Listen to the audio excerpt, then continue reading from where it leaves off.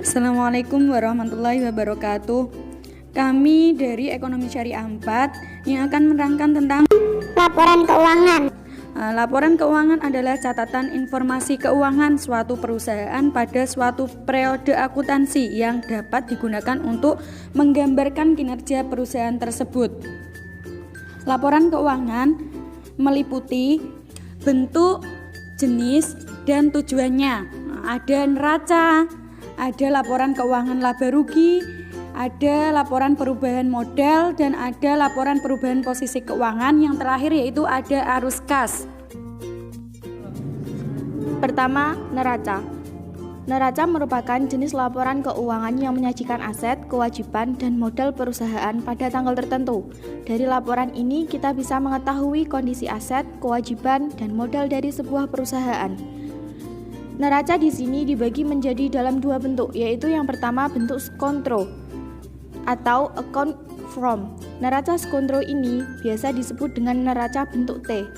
Laporan ini menyajikan rekening dalam dua sisi, yaitu kelompok harta atau aktiva di sebelah kiri dan utang serta modal atau pasiva di sebelah kanan.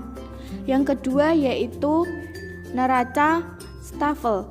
Neraca bentuk ini biasa disebut dengan neraca bentuk laporan dikarenakan susunan yang berurutan dari atas ke bawah secara urut. Neraca bentuk laporan ini tersusun secara urut dari kelompok harta paling atas hingga kelompok utang dan modal paling bawah. Contoh dari neraca yaitu seperti servis sepeda motor Minang. Neraca periode 31 Mei tahun 2019. Di sebelah kiri terdiri dari aktiva dan di sebelah kanan pasiva. Aktiva itu sendiri terdiri dari kas, piutang usaha, perlengkapan, peralatan, dan akumulasi penyusutan peralatan. Semuanya itu ditotalkan menjadi satu, sehingga jumlah aktivanya tersebut dapat diketahui. Yang sebelah kanan ada pasiva yang terdiri dari utang usaha dan modal. Dan semuanya itu dijumlahkan dan akan diketahui jumlah pasiva. Yang kedua yaitu ada laporan laba dan rugi. Laporan laba dan rugi adalah laporan keuangan yang menyajikan tentang penghasilan, pendapatan, kerugian, dan biaya yang ditanggung perusahaan pada suatu periode tertentu yang disusun secara sistematis. Syarat penyajiannya itu ada 3 syarat, yaitu laporan laba dan rugi harus memuat secara terperinci unsur-unsur dari hasil yang diperoleh dan biaya yang ditanggung. Yang kedua yaitu laporan laba dan rugi dapat disusun dalam bentuk dengan posisi urutan ke bawah. Yang ketiga yaitu laporan laba dan rugi semestinya dipisahkan antara hasil utama dengan hasil usaha lain-lain serta usaha luar biasa.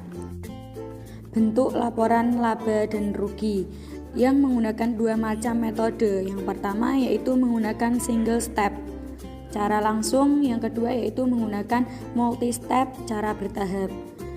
Yang pertama single step, cara langsung. Cara langsung adalah dengan menjumlahkan seluruh pendapatan dari atas sampai bawah menjadi satu kelompok, lalu menguranginya dengan total beban dalam periode yang berlaku. Yang kedua yaitu multi step, cara bertahap. Metode kedua ini perlu menggunakan beberapa tahap untuk mendapatkan laba atau rugi bersih, yaitu dengan cara pendapatan dikurangi HPP, harga pokok penjualan, sama dengan yaitu laba kotor. Laba kotor dikurangi biaya operasi sama dengan laba atau rugi bersih. Terkadang harus dipotong juga dengan pajak sehingga rumusnya akan begini. Pendapatan dikurangi HPP, harga pokok penjualan, sama dengan laba kotor. Laba kotor dikurangi pajak sama dengan laba atau rugi setelah pajak. Laba atau rugi setelah pajak dikurangi biaya operasi, sama dengan laba atau rugi bersih. Jika terdapat beberapa tambahan transaksi lagi, tinggal dikaitkan saja apakah transaksi tersebut termasuk kategori pendapatan atau beban. Contohnya seperti yaitu servis sepeda motor Minang, laporan laba atau rugi untuk periode yang berakhir pada tanggal 31 Mei 2019. Pendapatan jasa servis masuk di kredit yang berjumlah 3.850.000. Beban usaha semuanya masuk di debit terdiri dari beban sewa ruangan 60.000, beban listrik dan air 200.000, beban gaji 300.000, beban telepon 75.000, beban perlengkapan 150.000, beban penyusutan peralatan 50.000. Jumlah beban usaha dimasuk di kredit yang berjumlah 835.000. Diketahui laba bersihnya yang berjumlah 3.015.000 dari hasil pendapatan jasa servis ditambah dengan jumlah beban usaha. Selanjutnya atau yang ketiga adalah laporan perubahan modal.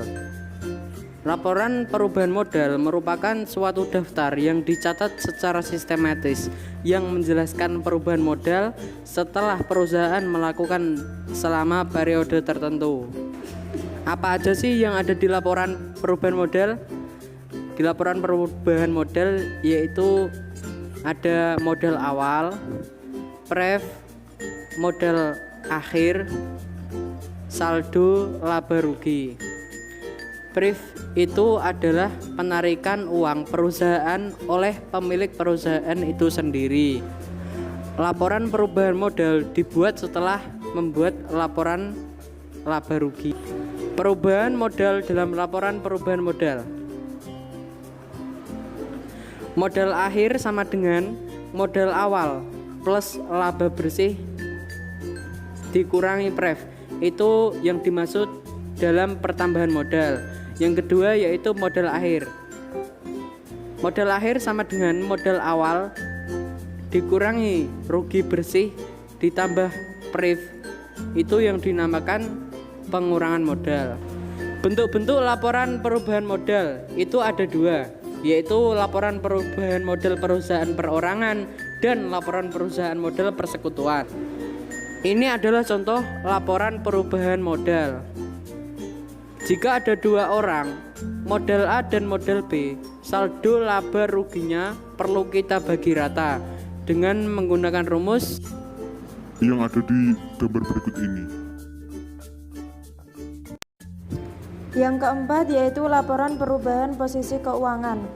Laporan perubahan posisi keuangan adalah catatan yang melaporkan perubahan posisi keuangan yang biasanya disajikan dalam laporan arus dana atau laporan sumber dan penggunaan dana, yang melaporkan sumber atau dari mana dana diperoleh dan pengguna dana, kemana dana dipakai atau disajikan dalam laporan arus kas, yang melaporkan perubahan posisi keuangan berbasis kas, yaitu suatu ringkasan kas yang diterima dan dikeluarkan perusahaan dalam suatu periode. Tujuan penyusunan laporan perubahan posisi keuangan adalah untuk mengikhtisarkan semua pembiayaan dan investasi, termasuk seberapa jauh perusahaan telah menghasilkan dana dari usaha selama periode bersangkutan. Dana dapat diinterpretasikan sebagai kas atau modal kerja neto, yaitu aktiva lancar dikurangi kewajiban lancar. Laporan perubahan posisi keuangan antara lain pembelian aktiva tetap dan dengan mengeluarkan saham, dan konveksi utang jangka panjang menjadi modal saham. Yang kelima, arus kas atau cash flow. Arus kas atau cash flow adalah sebuah perincian yang menunjukkan jumlah pemasukan dan pengeluaran dalam suatu periode tertentu.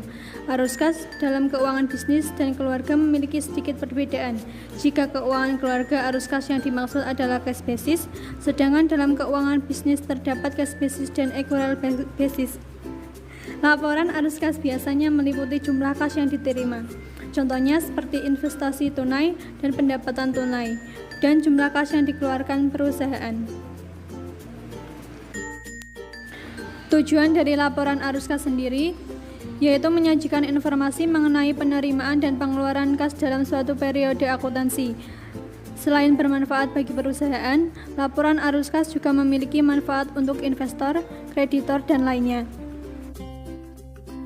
Pada laporan arus kas terdiri dari arus kas dari kegiatan operasi, arus kas dari kegiatan investasi, dan arus kas dari kegiatan pendanaan. Yang pertama, arus kas dari kegiatan operasi. Arus kas dari kegiatan operasi adalah arus kas yang berasal dari transaksi atau berasal dari kegiatan itu sendiri. Biasanya, transaksi ini berupa pemasukan atau pengeluaran perusahaan. Contohnya, transaksi yang mencakup penerimaan uang dari konsumen, pembayaran utang, gaji karyawan, pelunasan pajak, dan lain sebagainya. Kedua, arus kas dari kegiatan investasi. Arus kas dari kegiatan investasi adalah arus kas dalam bentuk pemasukan atau pengeluaran. Umumnya, arus kas ini yang mempengaruhi investasi dalam aset non-lancar adalah arus kas dari kegiatan investasi. Kegiatan investasi ini adalah yang berhubungan dengan aktivitas penjualan atau pembelian dari aktiva perusahaan. Contohnya seperti transaksi yang mencakup penjualan dan pembelian aset tetap seperti peralatan dan gedung. Yang ketiga, arus kas dari kegiatan pendanaan. Biasanya arus kas dari kegiatan pendanaan ini berasal dari transaksi yang mempengaruhi utang dan ekuitas perusahaan. Hal ini umumnya transaksi yang mencakup penerbitan atau penghentian surat berharga, ekuitas, dan utang. Contohnya adalah penjualan obligasi, pembayaran dividen, emisi saham, dan pelunasan kredit. Berikut contoh laporan arus kas pada perusahaan jasa. Servis sepeda motor Minang, laporan arus kas, tahun berakhir 31 Mei 2006. Arus kas dari aktivitas operasi. Penerimaan kas dari pelanggan masuk di kredit 3.600.000. Pembayaran kas dari pemasok dan karyawan masuk di debit yang terdiri dari beban sewa 60.000, beban listrik dan air 200.000, beban gaji 300.000, dan beban telepon 75.000 dengan jumlah 635.000 masuk di kredit. Kas yang dihasilkan dari aktivitas operasi masuk di kredit 2.965.000, pembayaran bunga 0, pembayaran pajak penghasilan 0. Jadi, arus kas bersih dari aktivitas operasi adalah 2.965.000 masuk di kredit. Arus kas dari aktivitas investasi terdiri dari pembelian perlengkapan masuk di kredit min 250.000. Jadi, arus kas bersih dari aktivitas investasi adalah 2.715.000 yang berasal dari jumlah arus kas bersih dari aktivitas investasi dikurangi pembelian perlengkapan. Arus kas dari aktivitas pendanaan terdiri dari investasi awal masuk di debit 10 juta, prive pemilik min 100.000. Jadi, arus kas bersih dari aktivitas pendanaan adalah 9.900.000 masuk di kredit. Kenaikan bersih kas dan setara kas masuk di kredit senilai 12.615.000 yang berasal dari jumlah arus kas bersih di aktivitas investasi 2.715.000 ditambah arus kas bersih dari aktivitas pendanaan senilai 9.900.000. Jadi, jumlah kenaikan bersih kas dan setara kas adalah 12.615.000. Kas dan setara kas awal periode 0. Jadi, kas dan setara kas akhir periode senilai 12.615.000.